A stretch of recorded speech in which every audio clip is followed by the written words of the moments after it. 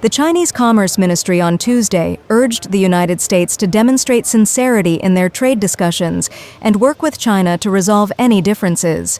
They said export control measures on rare earths and related items are legitimate practices undertaken by the Chinese government in accordance with laws and regulations to improve its export control system. They said their export controls do not prohibit exports, and applications that meet the requirements will continue to be approved as before, and this will maintain the stability of the global industrial and supply chains. Their comments come after the U.S. claimed that China had postponed a phone call to discuss their export controls. They said the U.S. had long generalized national security concerns, abused export controls, and discriminated against China.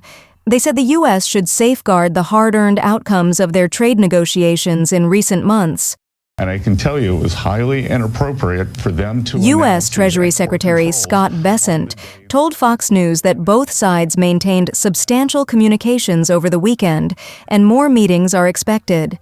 The Chinese economy is doing very poorly, and maybe they're trying to take focus off of that.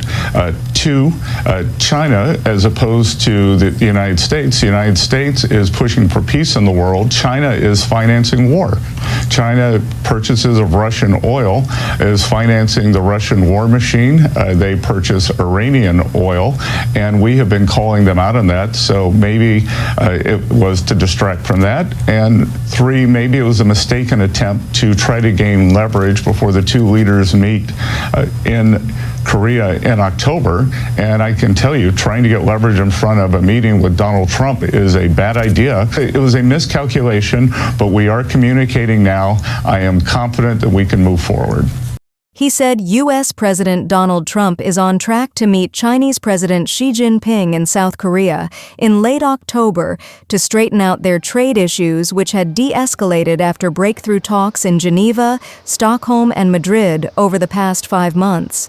The potential trade war between the two nations was revived after China announced last week the expansion of its rare earth element export controls.